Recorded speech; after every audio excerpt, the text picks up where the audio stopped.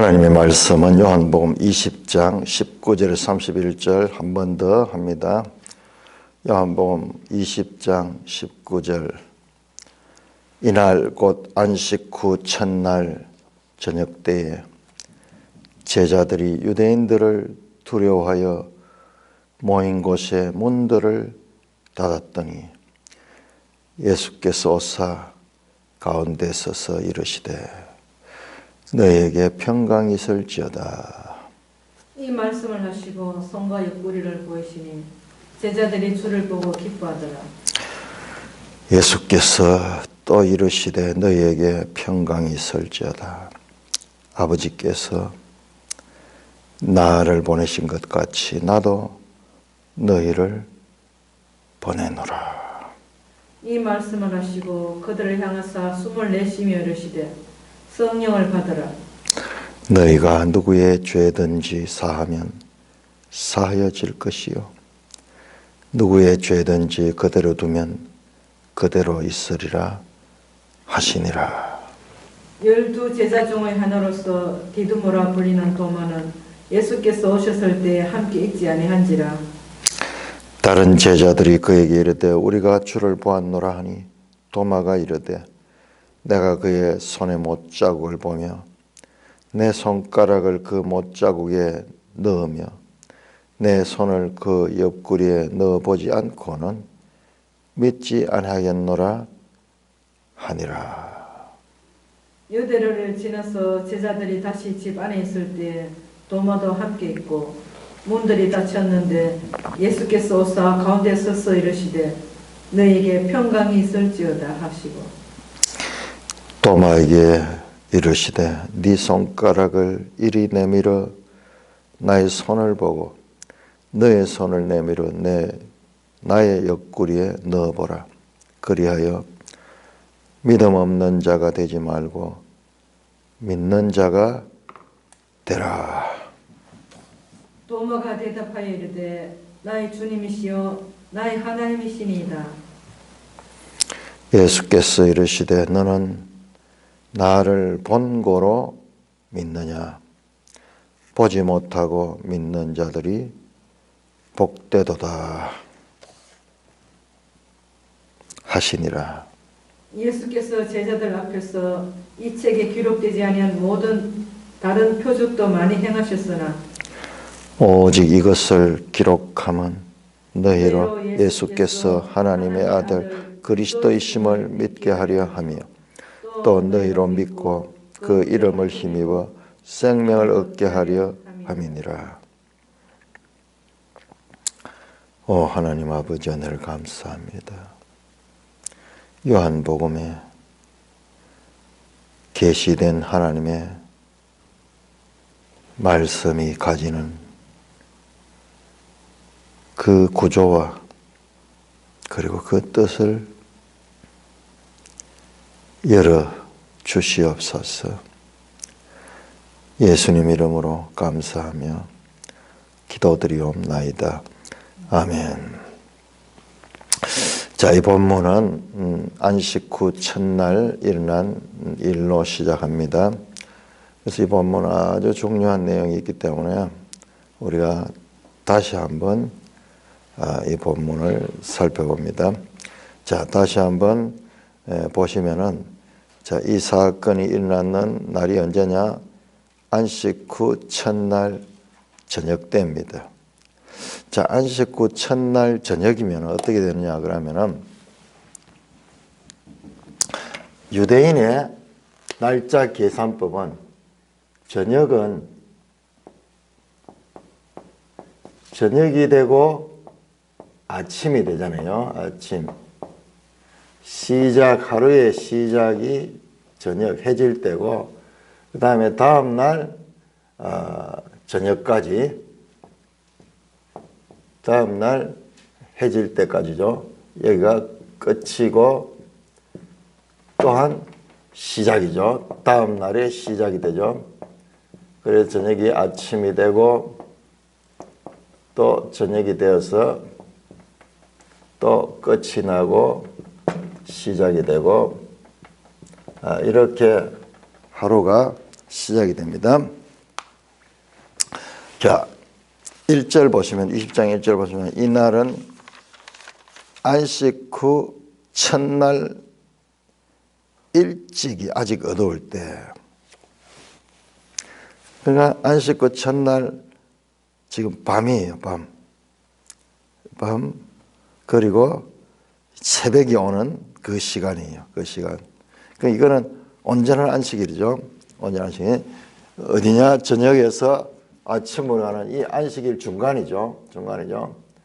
자, 그렇다면은 오늘 19절에 나오는 안식 후 첫날 저녁이라는 시간은 아주 애매한 거예요. 전날 저녁은 안식 후 첫날이 아니고 이 저녁은 안식 후 첫날에 끝이면서 안식 후 둘째 날, 이게 첫째 날 1일이라 그러면은 2일이 되겠죠. 2일. 그러니까 여기 지금 이 시간인 거예요. 이 시간. 그런데 이거는 지금 로마식으로 기록이 되어 있죠. 헬라어로 기록이 되어서 아마 계산법이 헬라식으로 계산했을 수도 있어요. 그래서 조금 어중간한 거예요. 사실은 이날이 안식 후 첫날 이 끝이면서 이 시작이 되는 그 시간이에요. 요 끝과 다음 날이 시작되는 그 시간이에요. 해가 지면은 이제 끝이고 해가 지기 전까지는 한 날의 끝이고 해가 지은 후는 이제 한 날의 시작이 되죠. 그 다음 날의 시작이 되죠. 그래서 정교하게 이게 그렇게 돼 있어요. 왜 안식 후 첫날 아침과 첫날 저녁으로 구분했는가? 그 이유가 있다고요. 자, 그래서 24절 보니까는 24절 우리가 어제 23절까지 했고 특별히 23절에 너희가 누구의 죄든지 사하면 너희는 제자입니다. 여기 지시대명사를 우리가 잘 알아야 됩니다. 우리한테도 막 갖다 적용을 시키니까는 문제가 생기는 거예요. 너희는 1차적으로 지금 제자예요. 이 제자들은 우리가 어제 봤듯이 정말 성령을 받았던 성령을 예수님께서 주시는 성령을 훅 불어넣으셔가지고 생명 주는 영이 되셔서 그들이 새 생명이 되었어요. 위로부터 생명이 거듭나는 그런 경험을 했던 자들이에요. 마치 창세기 2장 7절에서 하나님이 흙으로 아담을 만드시고 거기에다 훅 숨을 불어넣어서 그가 생명이 되었듯이 이제 예수님은 그 흙으로 만드는 그 인간들 죄로 말미암아 타락된 그 인간 존재들을 사망에 종된 인간들을 사망을 이기신 예수님이 그 종된 인간들에게 훅 성령을 보내 성령이 생명의 영이에요. 생명의 성령이에요. 그러니까 이 사람들이 새 생명이 되는 것을 지금 나타내는 거예요. 아담이 창조되어 생명을 가지게 되었듯이 이제 이 제자들이 예수님부터 새 생명을 받는 거예요. 그 말씀하시고 그들을 향하여 숨을 내쉬며 이르시되 성령을 받으라. 그러면서 이어지는 말 너희가 누구의 죄든지 사하면 사해질 것이요 누구의 죄든지 그대로 두면 그대로 있으리라 하시니라. 난해 구절이죠. 사도들이 죄를 사하는 거예요. 사도들이 말하면 죄가 사해지고 사도들이 그대로 두면은 죄 사함을 받을 수 없는 거예요. 칼빈은 이 본문을 죄를 선포한다 하는 거예요. 내가 죄가 있다. 내가 죄가 사해졌다. 예수님이 믿음으로 말 너희 죄가 사해졌다는 것을 선포한다는 그런 뜻으로 해석을 했습니다. 그런데 제가 어제도 말씀드렸지 이 사도들은 절대적 권위를 가진 교회의 새 예루살렘 성의 기초가 될 만한 그와 같은 인물들이에요. 그래서 이것은 어떤 면은 문자적으로도 1세기 당시에 예수로부터 성령을 받은 그들은 완전 예수와 하나가 됐어. 예수의 능력이 그들에게 임했습니다. 그래서 이런 부분을 우리 개신교회는 너무나 소홀히 보고 천주교는 이것을 또 너무나 이 부분을 확대 해석해가지고 사도들을 성자로 만들 성자로 그렇게 해서 주님과 뜻과 다르게 일종의 사람을 숭배하는 성인 숭배로 나가버리죠. 우리가 이 말씀을 균형감 있게 깨닫는다는 것이 그렇게 힘이 든 거예요. 자, 24절입니다. 12제자 중 하나에서 디도모라 불리는 도마. 이 도마가 요한복음에서 아주 많이 나왔어요. 앞에 11장에서도 나왔고 14장에서도 나왔어요. 아주 중요하게 다루 뒤에 또 21장이 또 나옵니다. 도마를 아주 중요하게 다루고 있습니다. 그가 이 예수님이 오셔서 성령을 받으라 하시면서 이 첫날 안식일 저녁 때 그 자리에 있지 않았습니다. 도마가. 다른 제자들이 도마를 만나가지고 그 이야기를 했는 거예요. 우리가 주를 보았다. 부활하신 주님을 보았다. 도마가 내가 그의 손에 못자국을 보며 그 손가락에 내 못자국을 그의 옆구리에 넣어보지 않고는 믿지 않겠다. 바로 예수님께서 내 손과 옆구리를 보여줬다 하는 그 이야기를 제자들이 전했겠죠. 그러니까는 자기는 보지 않고는 믿지 않겠다는 거예요. 그렇게 했습니다. 그럴 때 8해를 지났어. 자, 여기에서 8해가 나와요. 8해가 8일이죠. 8일. 자, 안식 후 첫날에서 다음 안식 후 첫날이 되려고 하면 7일 후가 돼요. 7일.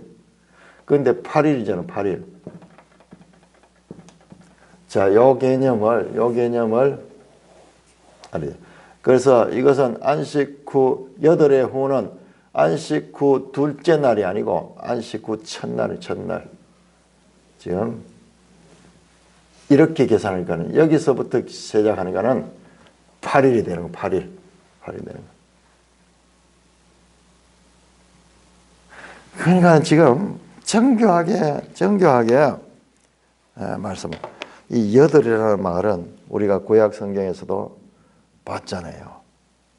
우리가 이런 부분을 억수로 소홀히 받는 거예요. 자, 우리 다시 한번 볼까요? 민수기 23장.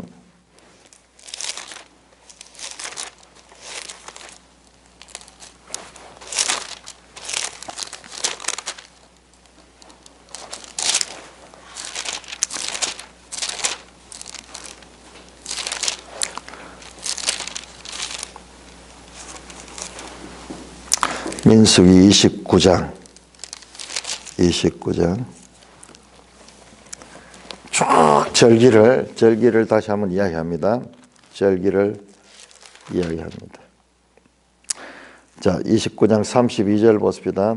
여기 지금 처음부터 보면 12절부터 봐야 되는데 장막절에 장막절 7째 달 15째 날 그때부터 시작해서 그 다음에 7째 날까지 32절 7째 날에는 숫송아지 7마리와 순양 2마리와 1년 되고 흠없는 순양 14마리를 드릴 것입니다.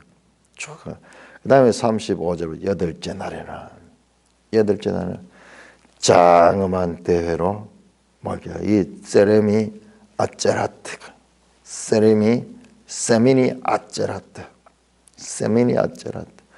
장엄한 대회. 이 8째 날요. 이 사람들이 이 8째 날이 성경에서 구약 성경에서 얼마나 중요하게 다루고 있는데 이걸 잘 못 봐요. 저도 못 봤어요. 그런데 언젠가부터 이 여덟째 날이 보이기 시작하는데 군데군데 나와요. 군데군데 나옵니다. 우리가 지난번 레위기 할 때도 봤지만은 나병 환자가 취함을 받을 때 완전히 이제 취함을 받는 그때가 여덟째 날. 이 여덟째 날은 우리 제7일 안식일 또는 제7일에 대해서는 그렇게 우리가 알고 있지만은 그러나 그 8일에 대한 그 메시지는 우리가 알지 못하다. 제가 전에도 말씀드렸죠. 이 8일이라는 숫자는 성경에서 정말로 중요한 새 것이에요. 새 것. 새 출발이에요. 새 출발. 예수님의 이름 자체가 숫자 880 게마트리아 예수스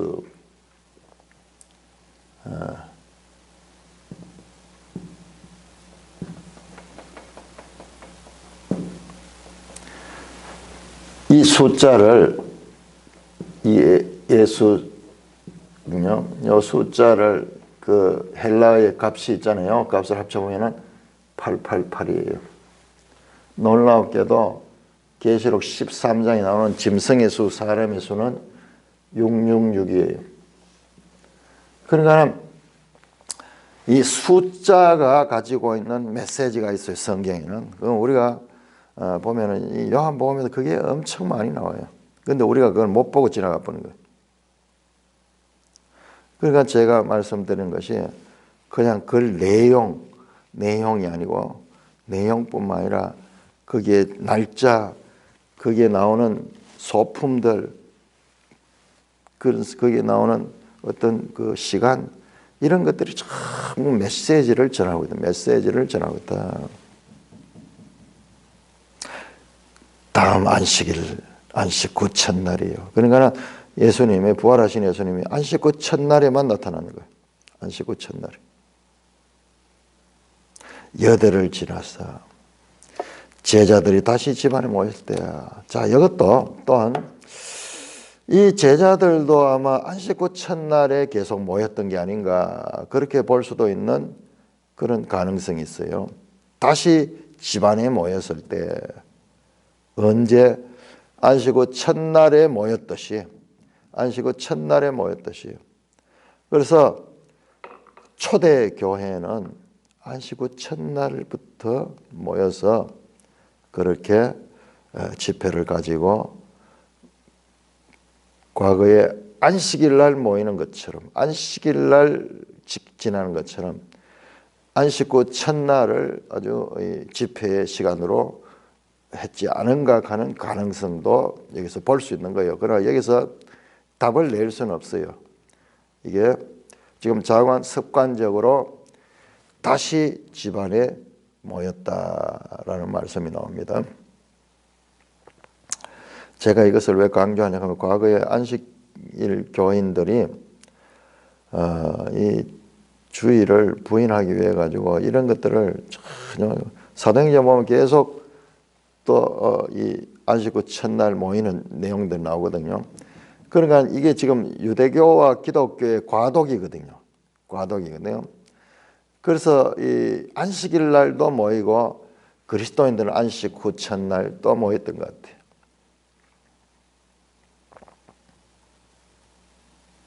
여덟을 지나서 다시 집안에 모였대요. 도마도 함께 있고 문들이 닫혔는데 지난번과 똑같습니다.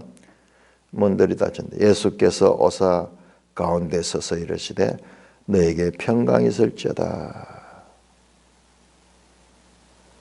지난 주일, 지난 안식 후 첫날에 오셔서 두 번이나 너에게 평강이 있을지어다 하신 주님께서 또 제자들에게 나타나서 너에게 평강이 있을지어다 말씀하고 있습니다. 에이레네.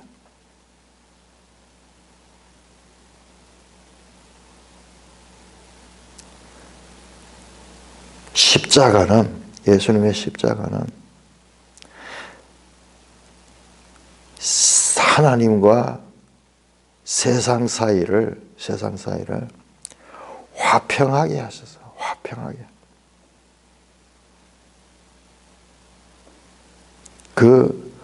내가 너에게 평안을 주노니 나의 평안은 세상이 주는 것과 같지 아니하다. 다락방강에서 말씀대로 그 평안을 주시는, 이게 같은 단어입니다. 평안, 평강, 평화, 화평, 심지어는 화목하는 것도 같은 단어예요.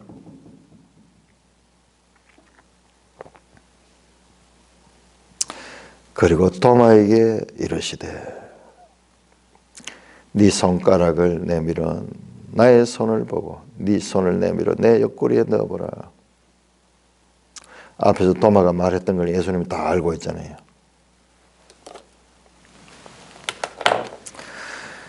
자, 다시 우리가 다락방강 한번 돌아올까요? 다락방강화 16장. 자, 이것들이 다 다락방강화와 연결되어 있는 말씀이에요. 그냥 다락방강화 따로 이런 사건 따로가 아니고, 자 16장 30절 보세요. 16장 30절 예수님께서 말씀하니까요. 30절 제자들이 우리가 지금에야 주께서 모든 것을 아시고 또 사람의 물음을 기다리지 않아요. 사람이 물음이 뭐냐? 사람이 속에서 의심하는 거 있죠. 생각하는 거. 이런 것들 다 알고 계세요. 주님은 모든 것을 다 아시고 사람의 생각조차도 아시는 줄을 알겠습니다. 주님은 전지하시다. 전지하시다는 걸 알았다는 거예요. 그것 때문에 우리가 주님이 하나님께로 나오신 분임을 우리가 믿습니다.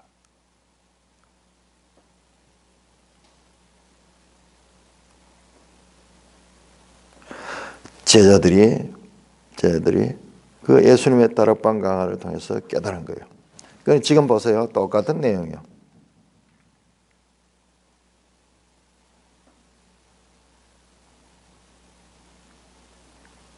네 손가락을 넣어라. 그리고 믿음 없는 자가 되냐고 믿는 자가 되라. 도마가 자기들끼리 말했던, 제자들끼리 말했던 그 말을 주님이 다 알고 계시며 그 도마에게 말씀합니다. 도마가 말했죠. 나는 믿지 못하겠다. 그래요. 네가 확인해보고 믿는 자가 되라. 도마의 생각까지 다 아시고 도마가 원하는 것 확인시켜 줍니다. 자, 그러자 도마가 대답하여 이르되 나의 주님이시여 나의 하나님이시니이다.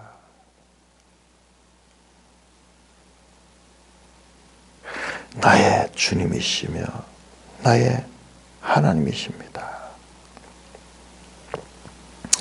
자, 복음서 전체에서요, 예수님을 하나님의 아들이라고 고백하는 것은 많이 나오지만요, 예수님을 갖다가 하나님으로 나의 주여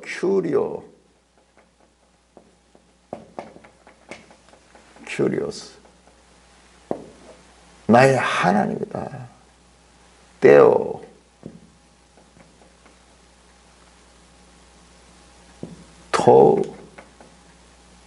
모 나의 하나님.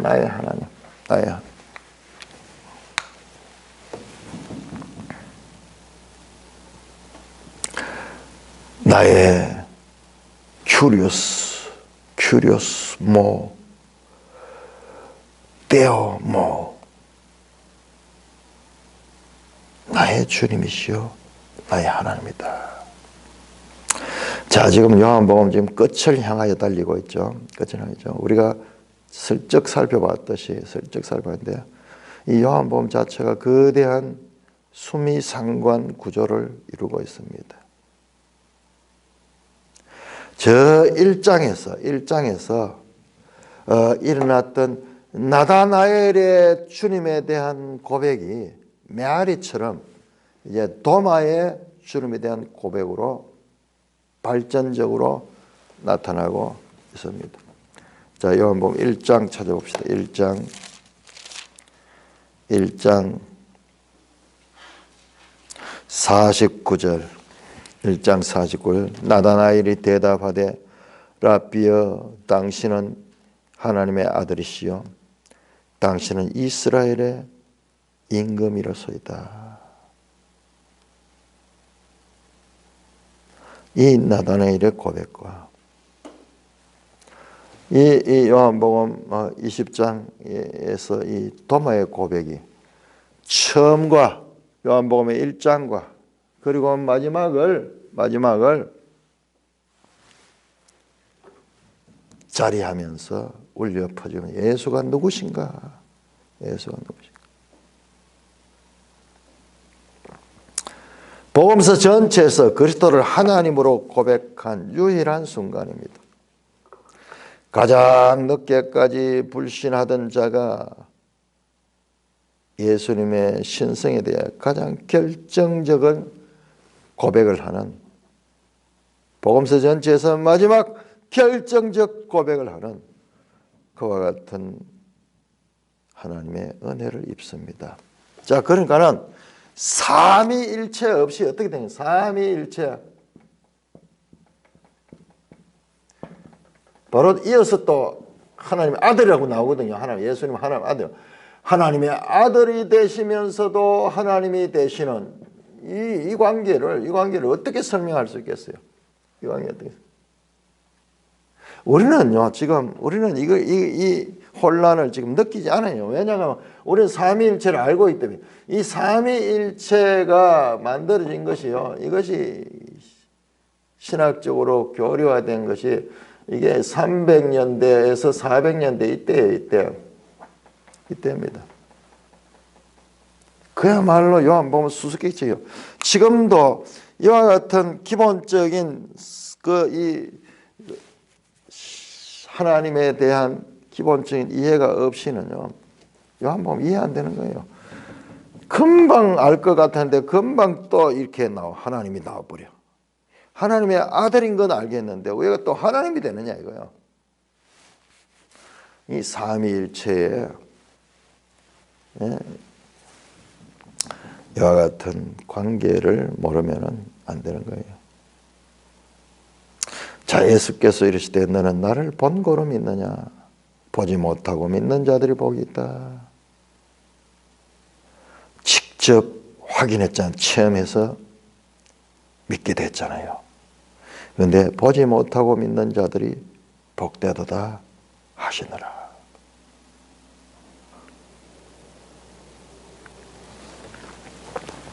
자, 우리는 성경 가운데서 사람들이 제자들을 향하여 제자들에게 막 이와 같은 고백을 해요. 당신이 하나님이다. 그럴 적에요, 제자들은 화들짝 놀랍니다. 사도행전 10장 26절에서 베드로를 향해 가지고 그 고넬료 가족들이요, 하나님처럼 대하는 거예요. 그러니까 아니다, 나는 아니다. 14장 15절에도 사도행전 14장 15절에 보면 바울과 바나바를 향해 가지고 하나는 헤르메스고 하나는 제우스다. 바나바는 제우스가 왔고 바울은 헤르메스, 이 제우스의 전령, 그렇게 봤어요. 그렇게 섬기려고 그러니까, 제사하려고 그러니까 아니다 그래요. 계시록 22장 이 천사를 향해서 사도 요한이 너무 놀라고 그 천사를 하나님처럼 경배하는 거니까 아니다 그러니까 아니다 그래요. 나 이거 하지 마라. 화들짝 놀랍니다. 그러나 예수님에게 이와 같은 고백했을 적에 예수님은 그대로 수용합니다. 그대로. 주님은 겸손한 분이시만은 도마의 고백을 사양하지 않고 받으십니다. 왜? 이것이 진리요 사실이기 때문에 사실이다. 겸손하신 주님이 자기를 낮추어 종의 형태로 오신 그 주님께서도 이 같은 하나님이라는 자신을 한우하는 이와 같은 고백을 사용하지 않고 있습니다. 이 그리스도의 하나님됨, 이 신성은 기독교의 기초입니다. 기초되는 진리입니다.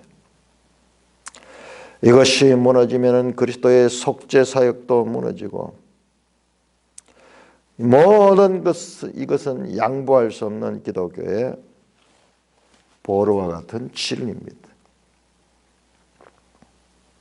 도마의 이 고백, 당신은 나의 주님이시여 나의 하나님이다. 이 주님이라는 것이 히브리어로 아도나이 하나님을 대신해서 부를 적에 헬라어로 큐리오스.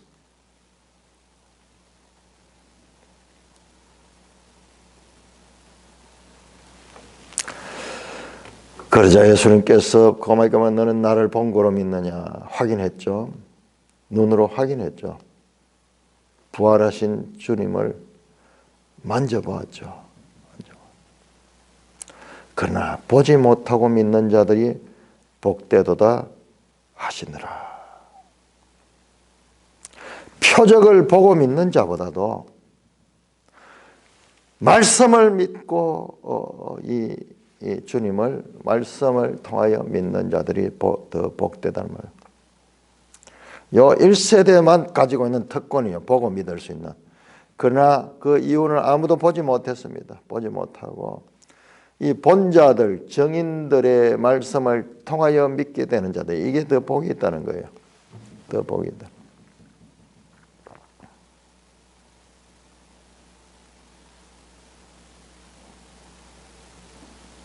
자, 중요한 내용이 나옵니다. 30절.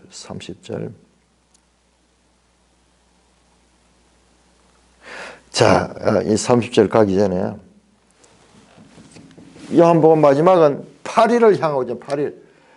이 20장 1절에 안식구 첫날, 그리고 19절에 안식구 첫날 저녁.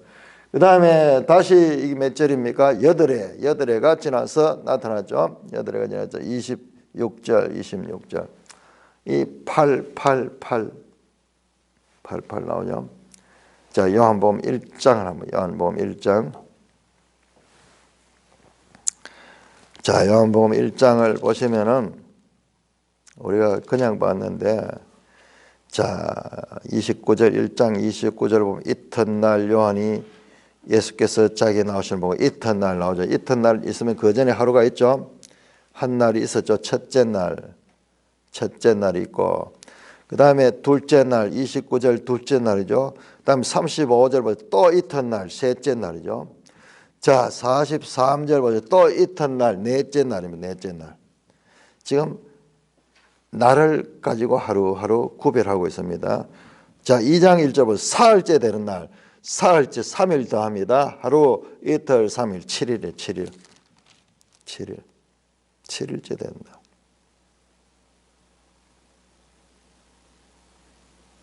가나 혼인잔치가 일어난 것이 7일째 되는 날, 7일 날 그와 같은 일이 일어났습니다. 숫자를 중요하게 다루고 있습니다. 자, 그 다음에 숫자가 안 나오지만은 그 7일이 끝나는 그 다음에 13절부터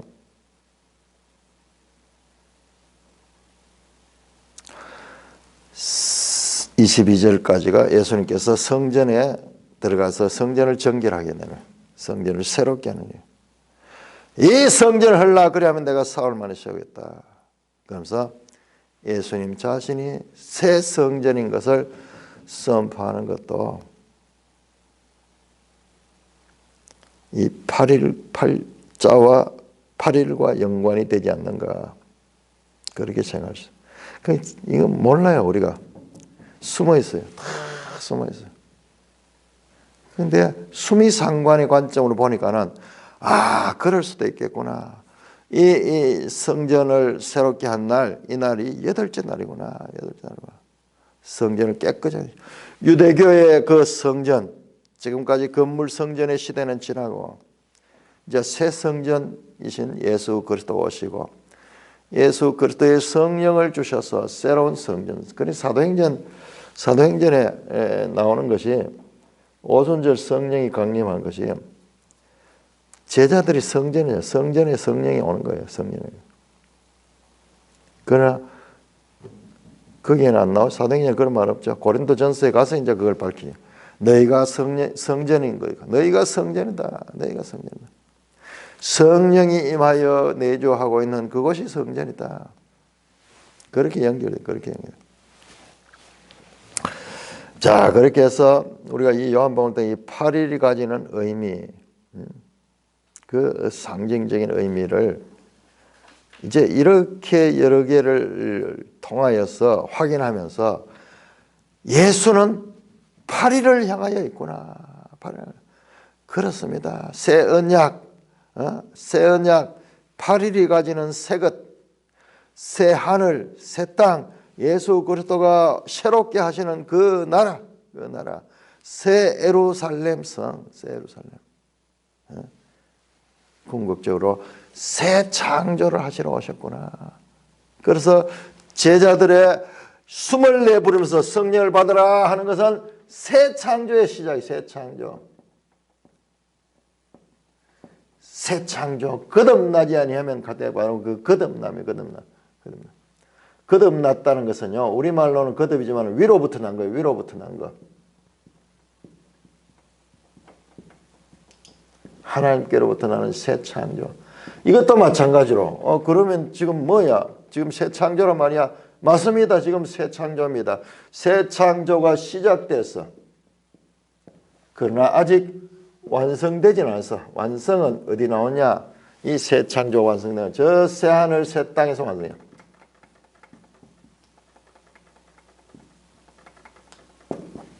이미 새 창조는 예수님부터 시작이 되었고 그리고 이 완성은 예수님의 재림 때 완성입니다. 재림. 초림과 재림. 자, 바로 이때를 향하여 우리는 시대적으로 새 언약 시대, 신약 시대죠. 새 언약 시대. 이 구원 경륜이 여기에 출발, 여기. 자, 이때부터 새 성전이 새 성전. 자, 완전한 성전은 새 예루살렘 성이 오는데 성 안에 성을 보지 못하였으니 성 안에 성전을 보지 못하냐. 하나님과 어린 양이 성전됨이라. 신비한 이야기 나오죠. 이게 완성이 완성. 성전의 완성. 그 애창조에 속한 것은 건물 성전이 건물. 그 사도행전 7장에 보면 이 이야기를 하죠. 스데반이 하잖아요. 스데반이. 솔로몬이 지은 하나님은 손으로 사람의 손으로 지은 것에 계시지 않는다. 그 이야기를. 그러면서 이 새 성전에 관한 이 계시도 점점 밝아지는 거죠. 점점 밝아요. 사도행전에 성령을 갖고 있지만 자기들이 성전이라고는 생각하지 못했어요. 그럼 바울이 이 고린도전서 3장 16절에 와서 이제 그것을 지적해. 너희가 성전이다. 왜? 하나님의 성령이 너희 안에 거하기 때문에 그렇다. 예수님으로부터 시작된 성전, 예수님의 새 성전이고, 그리고 예수 믿는 자들도 성전이 되는 성전. 지금 요한복음 2장의 이 성전 정화 작업은 이와 같은 고소사적인 엄청난 이 의미를 가지고 있는 것입니다. 자, 30절요. 30절. 예수께서 제자들 앞에서 이 책에 기록되지 않은 다른 표적도 많이 행하시나 오직 이것을 기록하면 너희로 예수께서 하나님의 아들 그리스도를 믿게 하려 함이라. 또 너희로 믿고 그 이름을 힘입어 생명을 얻게 하려 함이라. 유명한 30절 31절은 요한복음을 기록한 목적이 나와 있는 부분이라고 우리가 그렇게 배워왔어요. 저도 지난번에 아마 그렇게 가르쳐요. 우리 학교에서도 늘 그렇게 배워요. 요한복음의 목적. 20장 30절 요한복음을 기록한 목적은 예수께서 하나님의 아들 그리스도인심을 믿게 하려 한다. 그리고 믿고 그 이름을 생명을 얻게 하려 함이라. 그래서 요한복음을 기록한 목적 단락으로 이 본문을 말씀하고 있는데 그건 조금 더 정교하게 봐야 돼. 조금 더 정교하게. 자, 30절 다시 보겠습니다. 예수께서 제자들 앞에서 이 책에 기록되지 않은 다른 표적도 많이 행했다.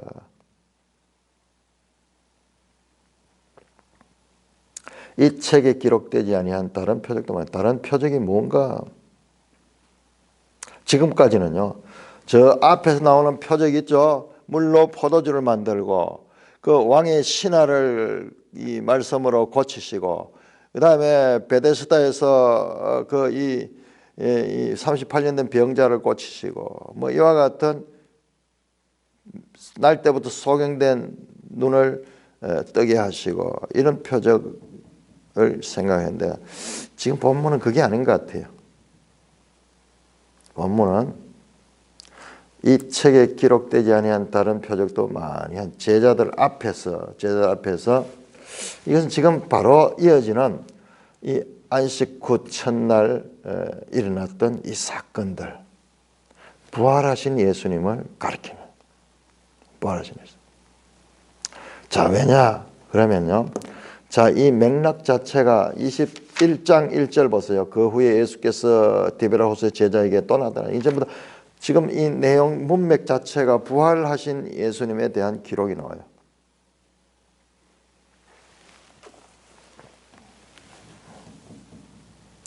다른 표적을 많이 행했으나 오직 이것을 행했다. 이 책에 기록하지 않은 다른 표적, 부활하셔서 행했던 표적들. 지금 방금 앞에서 표적이 보여줬잖아요. 부활하신 예수님이 도마에게 보고 믿도록 했잖아요. 보고 믿도록. 그러나 보지 못하고 믿는 자들이 복되도다. 그렇게 했죠. 부활하신 예수님이 나타나셔서 제자들에게 보여주시는 거예요. 표적은 보면서 믿는 거예요. 그러니까는 30절을 뚝 띄서 보니까는 이제 그게 그랬는데 29절과 연결해 보세요. 바로 그런데 본고로 믿느냐, 보지 못하고 믿는 자들이다. 본고로 믿는 그런 표적을 많이 했으나 오직 이것만을 기록했다. 왜? 보지 못하고 믿는 자들이 복되다 그랬죠. 이것을 기록하면 너희로 예수께서 하나님의 아들 그리스도이심을 믿게 하려 하며 또 믿고 그의 이름을 힘입어 생명을 얻게 하려 합니다. 문맥상으로 보면은 이것은 요한복음 전체를 가리키기보다는 지금 부활하셔서 예수님께서 나타나셔서 제자들 앞에 보이신 거예요. 자, 우리가 이 예수님이 제가 이번에 보면서 뭘 느꼈냐 하면은 지금 이건 앞으로 연구 과제인데요. 누가복음과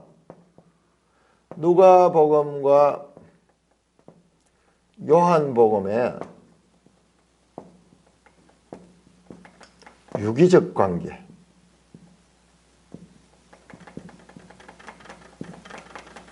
요한복음이 누가복음 안에 들어가 있고 누가복음이 요한복음 안에 들어 있어요.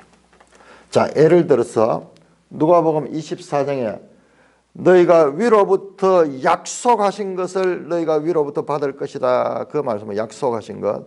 누가복음에 찾으면 약속한 거 없어요. 누가복음이 없어요.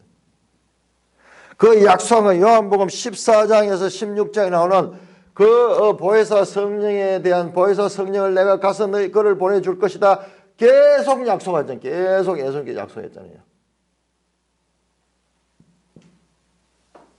뿐만 아니라 사도행전과의 사도행전. 자, 누가복음과 사도행전은 같은 누가가 기록했죠. 그래서 누가행전은 누가행전. 이 누가행전과 요한복음에 아주 유기적인 관계를 봤어요. 이런 게 중요한 이런 거.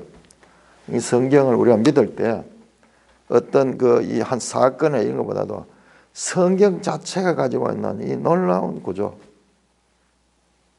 왜 순서가 요한복음이 그 속에 들어있는가?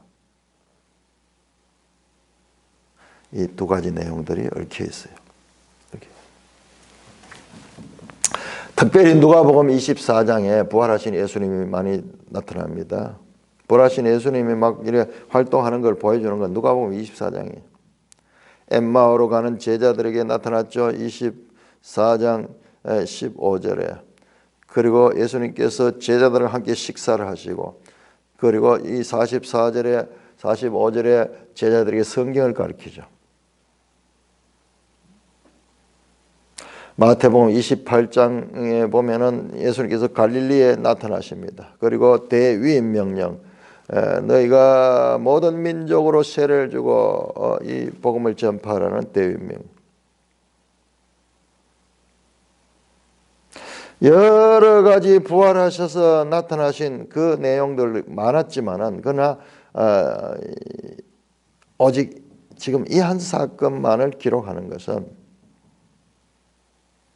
예수님은 하나님의 아들이시고 하나님이시다는 서술을 확인한 것입니다. 믿음은 무엇이냐? 기록한 계시의 말씀을 믿는 것이라고 다시 한번 확인하면서 그 이름을 믿고 그 결과는 생명을 얻게 하나, 생명을 얻는다. 영원한 생명으로, 영생으로 나아가게 한다는 것입니다.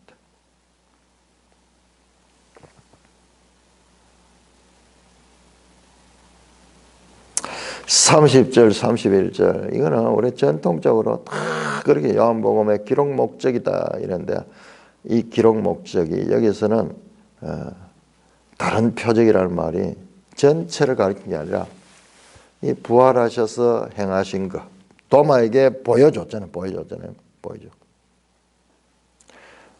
그랬던 거,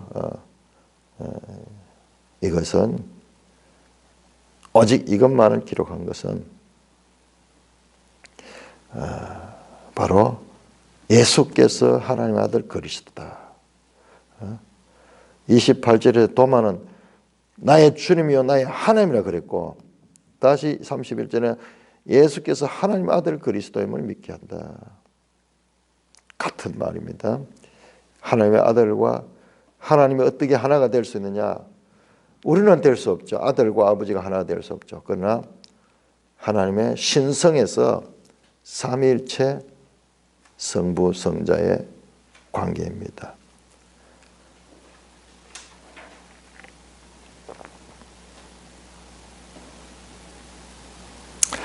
오직 이것을 기록하면,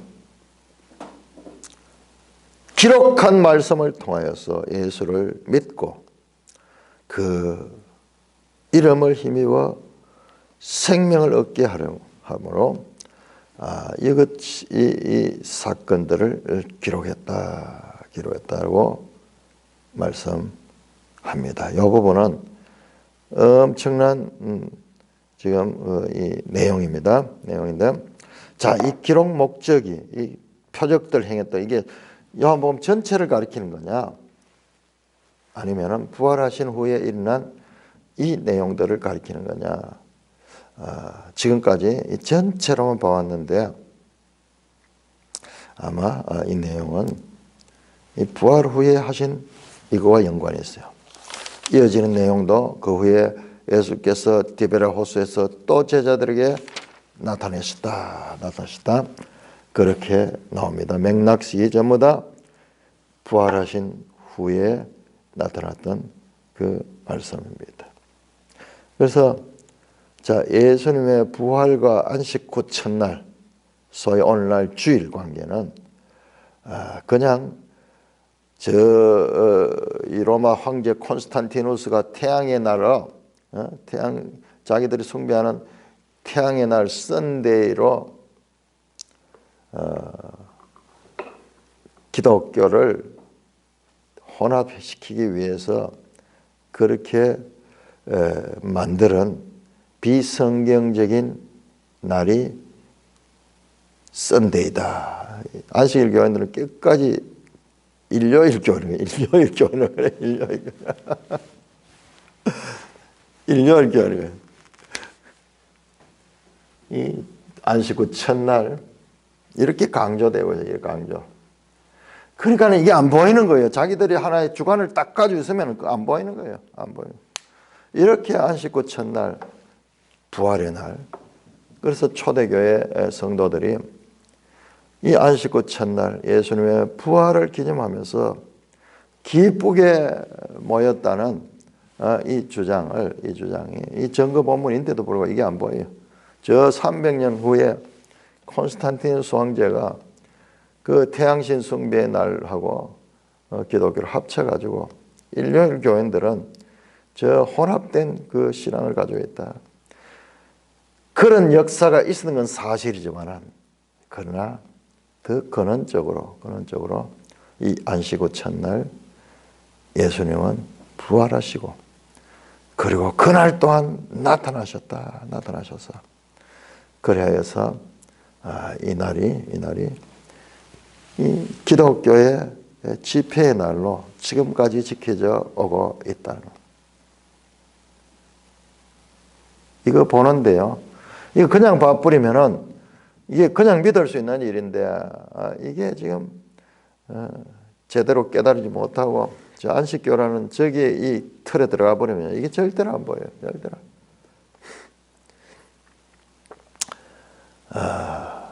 안식 후 첫날에 부활하신 예수님. 그래서 이 주일은 모일 때마다 부활의 감격으로 그 기쁨으로 모이게 되는 것입니다. 바로 새 언약 시대, 교회 시대가 바로 새 창조의 시대고 지금도 예수 믿고 새 창조가 일어나고 있고 그리고 우리 교회는 늘 갱신하며 새롭게 새 생명을 가진 새 언약의 공동체로서 새하늘 새 땅을 향하여 지금도 계속 나아가고 있는 현재 진행 중인 완전한 주님의 이 새 창조의 완성을 향하여 진행 중인 그 상태에 있습니다. 찬송가 456장입니다.